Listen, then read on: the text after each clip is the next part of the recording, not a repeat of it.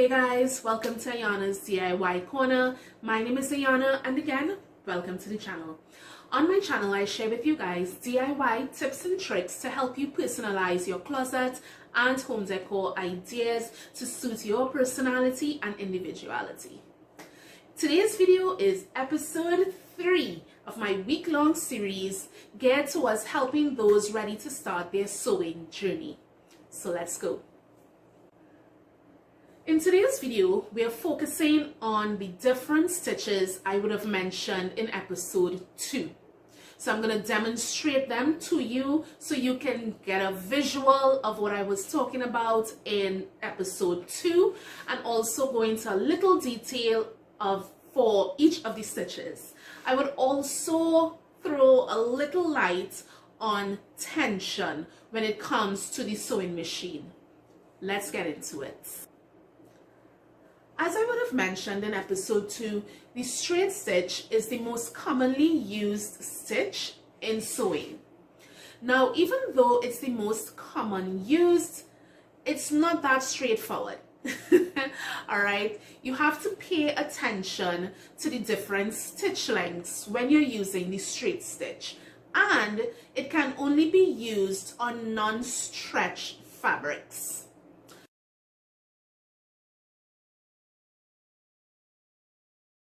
Let's talk straight stitches.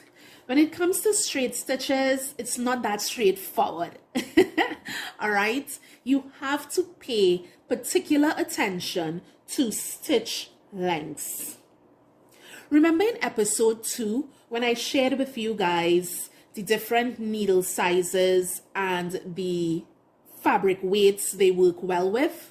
Remember when I spoke about lightweight fabrics and how lightweight fabrics can go from fine lightweight and then the normal lightweight. Fine lightweight will be fabrics such as chiffon and tulle. For those fabrics, you want to stay within the short length stitches. This is to ensure those fine fabrics, those delicate fabrics, don't tear or nothing snags and your whole project is ruined. So with the fine lightweight fabrics such as chiffon and tulle, you want to stay within the short stitch lengths on your sewing machine. Now my sewing machine is a mechanical one, so I have dials. But for those that would have the computerized sewing machines, pay attention to the stitch length settings when you are about to do your projects. It is very important. When it comes to the other lightweight fabrics and medium fabrics, such as your cottons, your wools, and your very lightweight jeans denim fabrics, you can actually play around with stitch lengths. You can actually go from a short length stitch all the way to a long length stitch. Now, it's always recommended to use short length stitches when you are working with lightweight and medium fabrics because it gives you very strong seams. It reinforces those seams so that when you wear your garments, you don't have to worry about it snapping and exposing you. The long stitches are really for based stitching, all right? And don't worry, all of this that I'm mentioning here now, I'm going to do a demonstration right after, so you'll see what I'm talking about. Now, as a beginner, all right, someone that's just starting their sewing journey, I know that after you probably look at all my videos in this week-long series, you feel so motivated and you feel as though you're ready to make your very own garment piece. What I want to recommend to you is before you do the final stitch of a short length to make sure your seams are strong and reinforced, I would recommend doing base stitches first and just trying it on and testing it out, because this gives you the chance to make sure that your seam allowances are correct and making sure that you have the right fit. Once you have the right fit, you can then go in and put in those short length stitches to reinforce that garment. All right, so I will always recommend to someone who is now starting, if you're starting off, use your base stitches to help you gauge and make sure that your garment is how you want it to fit. And once you're comfortable, then you go in with those short length stitches to reinforce it. Long stitches are also used when you want to create a gather in the fabric. Again, don't worry, I'm going to demonstrate in a short while. So keep in mind again, when you are using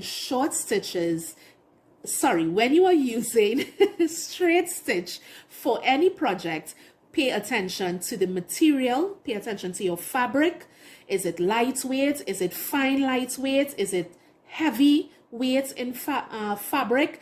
And depending on the type of fabric, you would know which length is best. Do you want to create gathers? Do you just want to create a base stitch? Then keep in mind that these things would require you to use the long stitch length. So let's get into the demonstrations.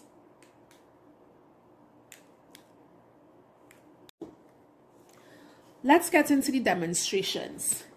So before you get started with your project, I want you to run through these steps because it's very important. Step 1, have a scrap piece of the fabric you're going to use in your project. Identify if it is lightweight or heavyweight. If it's lightweight, identify if it is the normal lightweight or if it's the fine lightweight. Normal lightweight will be your cottons, your wools, things like that. Your fine will be your chiffon and your tulle. This is not fine, so this is actually a medium because it's a sort of upholstery fabric, and so there's a slight heaviness to it. It's not that heavy, so it's a medium weight. And for my medium weight, I'm using a 90-14 universal needle. So that is step 2. Make sure you are using the right needle for the fabric you're going to use in your project. Once you have your fabric identified and the correct needle for that fabric, the next thing you want to focus on is the stitch setting. So I have my stitch setting at straight because I'm demonstrating the straight stitch, and I have my stitch length at 2, which is one of my short stitch lengths. So I want to demonstrate the short stitch length, how it looks, and I also want to demonstrate how as a seam it is very secure. So I'm just going to fold my fabric in half on one end, and I'm going to place it under my presser foot. I'm going to drop my presser foot lever to drop the presser foot down. And with my machine at the right tension, and later on after the stitches, I'll explain tensions to you, I'm going to start my stitch. And I'm going to start my seam stitch because that is what this is going to be. I'm going to start my seam stitch an inch away from the raw edge. That is my seam allowance. So here I go.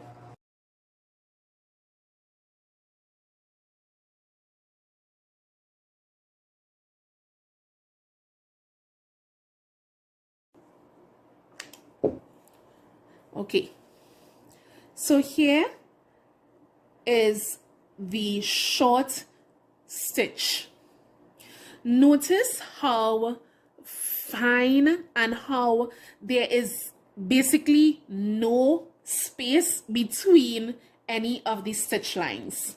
So this is my top stitch, which is my outside thread, which is the thread coming from the pool of thread I have at the top, and the bottom stitch, the back stitch, is actually my bobbin thread. So this is what I mean when I said with the short stitch, you have a very secure seam line. You seeing that? You're not even seeing any thread there. That is one of the pros of using the short stitch when you are creating seams on your lightweight fabrics. All right, so that is the short. And now I'm going to show you the long stitch. I'm going to set my stitch dial to the longest, which is 5, and it's not that long, right? But it's long enough to do what I need to do.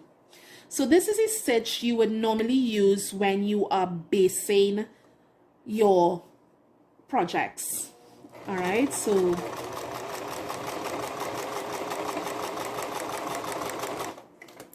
as I said, my long stitches aren't very long.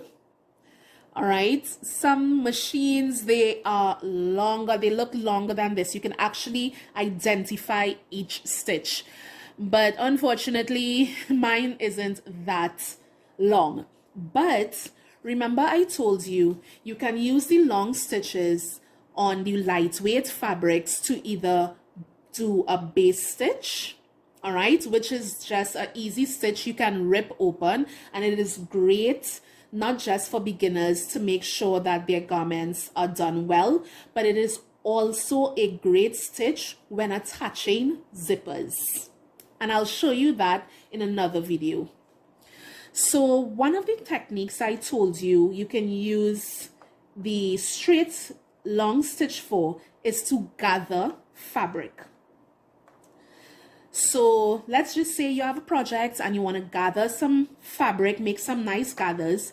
You're going to hold one of the thread pieces, because you're going to have two when you stitch. You're going to have the piece coming from the thread in the back from the bobbin, and then you're going to have the piece at the front, and you want to hold on to that piece at the front, and you want to just gently pull on that. Just gently pull. Nothing major, just gently pull it, gently pull, and as you pull, you're going to notice that it gathers. Okay, see how it gathers? So this is a great technique when you want to gather fabric. A very, very great technique when you want to gather fabric.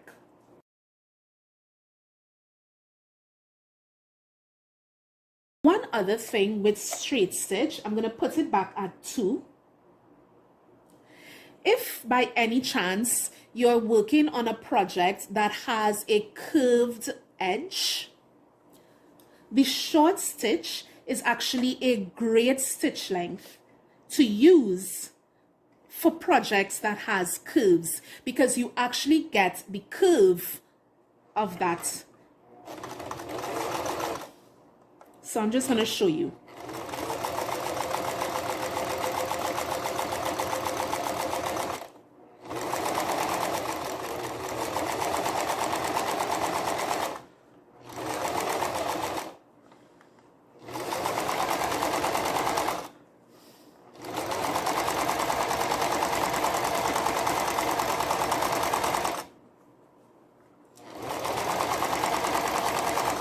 Now on this other curve, I want to show you how you cannot use a long stitch for curved corners, because they don't really come out curves and you get a lot of problems getting that curved corner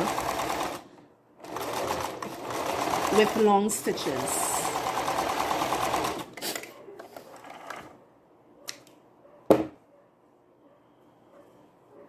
So let me show you what I mean. When it comes to curved corners, all right, when it comes to the curved corners, using the short length stitch is ideal, because you actually get that curve, because the short stitches have next to no spacing between the stitches. So there's no pause and you don't get a kind of angled look in the corner. Now if you look at the straight stitch, the long straight stitch on the other curve, you can actually see how it's angled. You realize it's not flowing as a curve. It's not flowing. It's not flowing like how the other side is. You realize that right here, it has a sort of angle right there, an unnecessary angle. While on the other side, you're not seeing any angle. It's just a straight, nice curve, a flawless curve. So I'm just going to turn this inside, right side out so that you can see what I am talking about. Okay, so by looking at this, can you tell me which side is the more curved side and which side actually looks like an angle? Yeah, you can. This side is the angled side. This is the curved side that we used the long stitch on. And on this side, this is where we used the short stitch. And because we used the short stitch, we were able to get a flawless curve. While on the other side, we have an angle. So it comes down straight, and then there's a peak, and it forms, then it starts forming the curve after that peak. Whereas on the other side, where we use the short stitch, there is no angle. It's a flush curve going all the way around. So the short straight stitch is also great for when you're using projects or doing projects, with curved edges.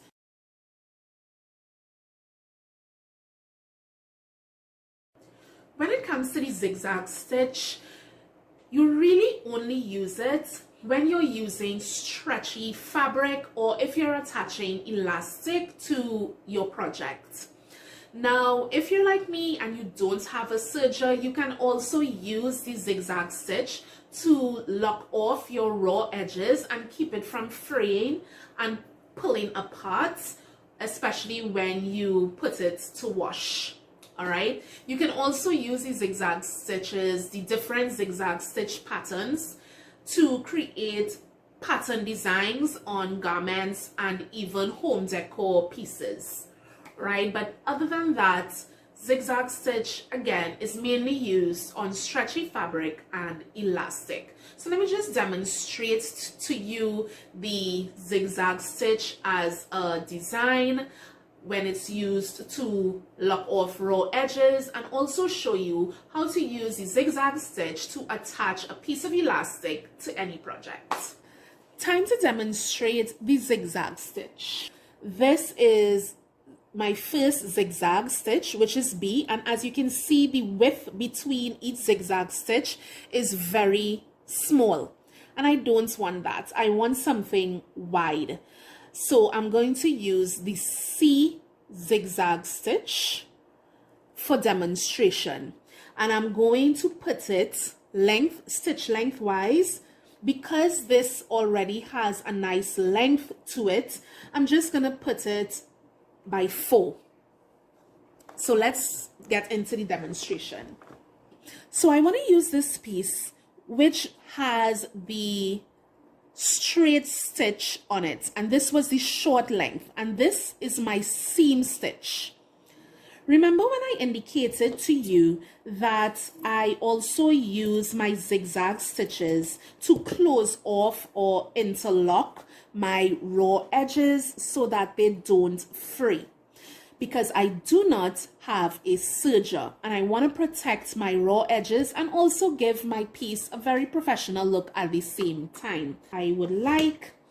Let's start.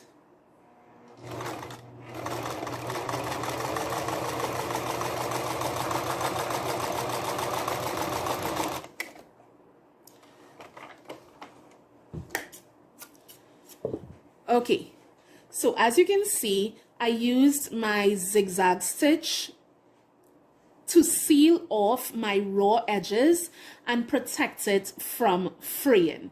So when I wash this fabric, even though some of the material may pull because of that zigzag stitch, it's not going to fray any further than that zigzag stitch. So that zigzag stitch acts like an interlocking stitch that a serger would normally do.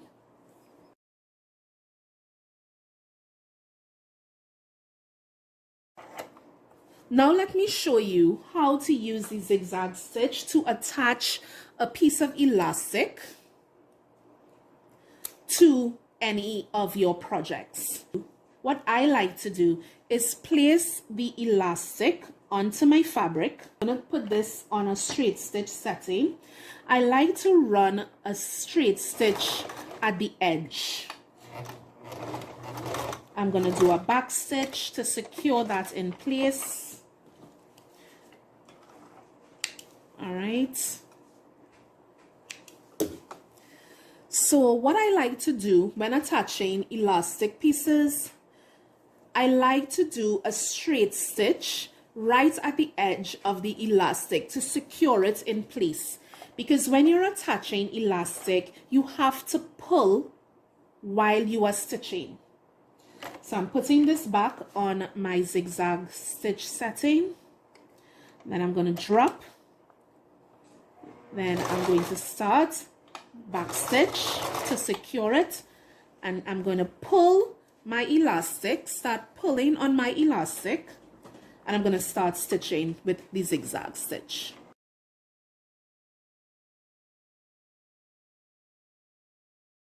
When you reach the end, continue holding that piece of elastic at the end there stretched out, and give yourself a back stitch to secure that stitch in place.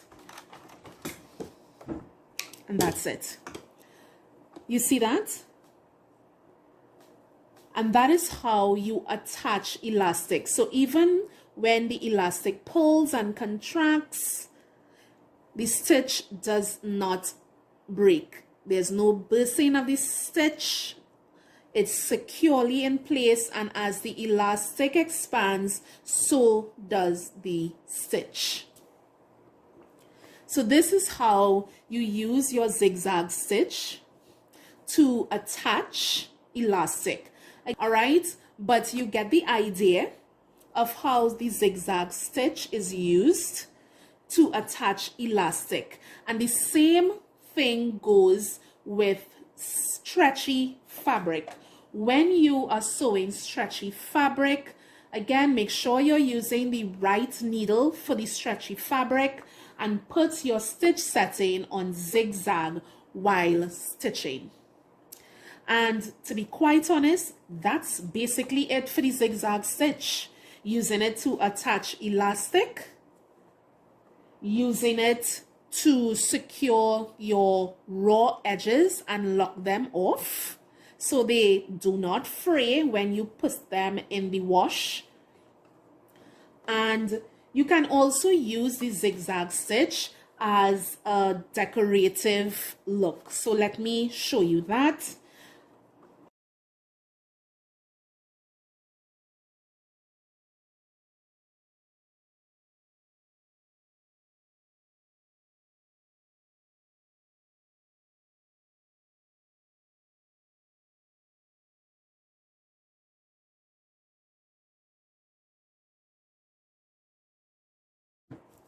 So these are all my different zigzag stitches on my sewing machine.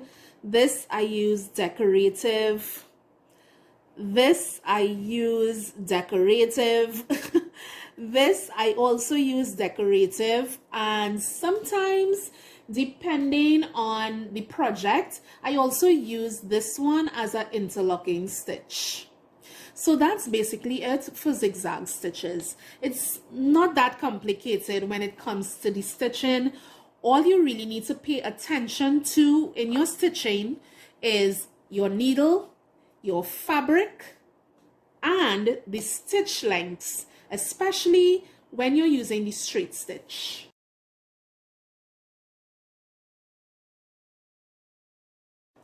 So earlier on, I mentioned tension.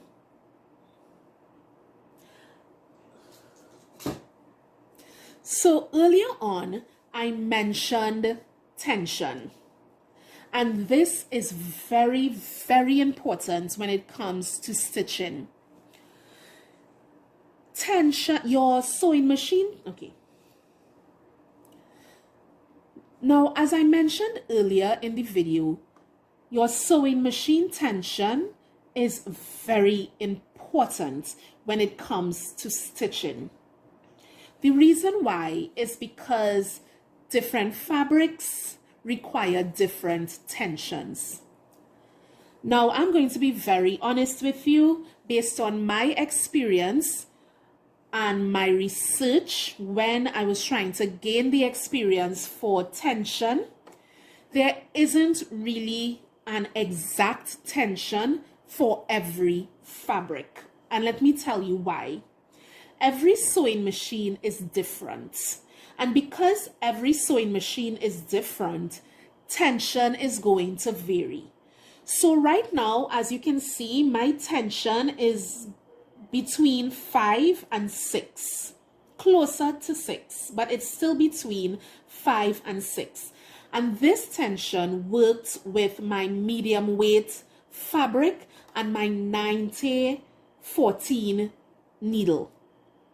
Now, on your machine, with your 90-40 needle and your medium weight fabric, this tension may not work, and your stitches may come out very loose or very tight.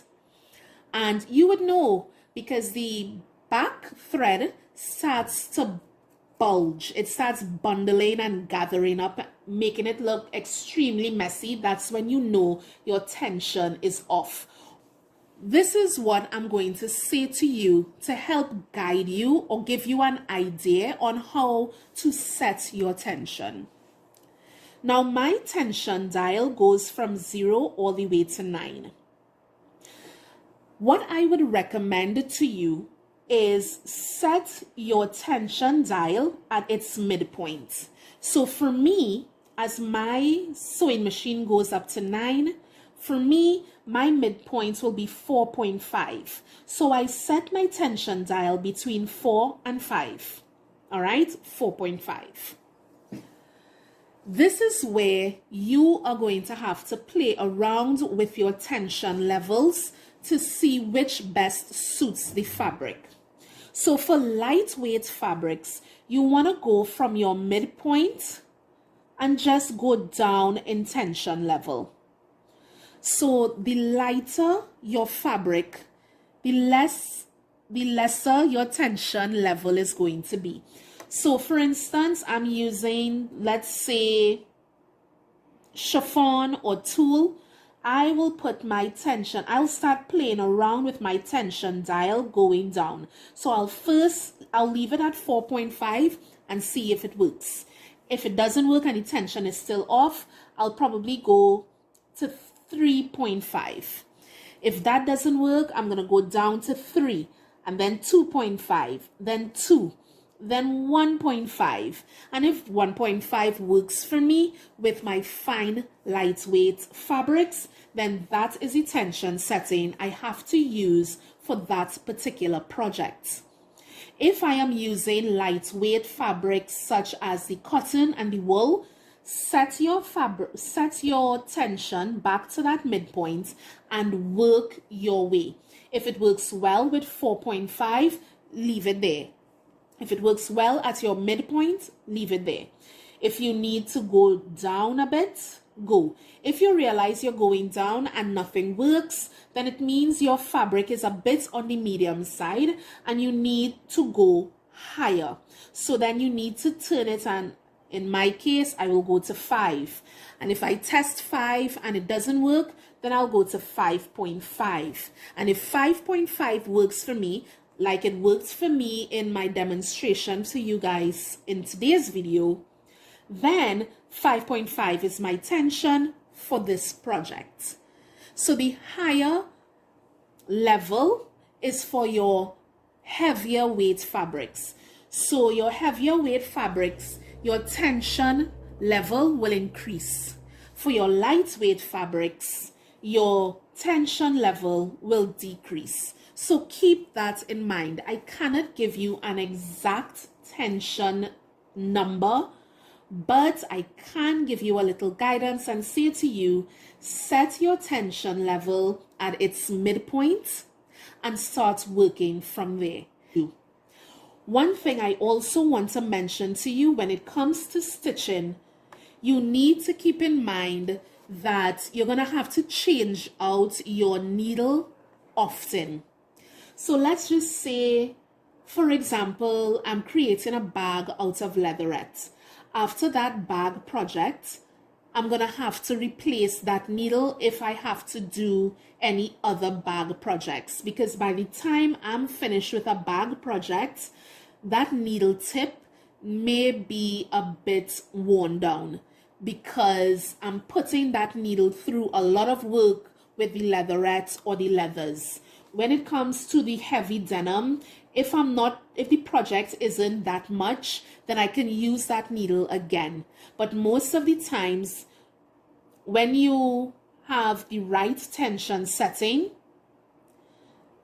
and you know you're using the right needle size, the problem is the needle may need changing.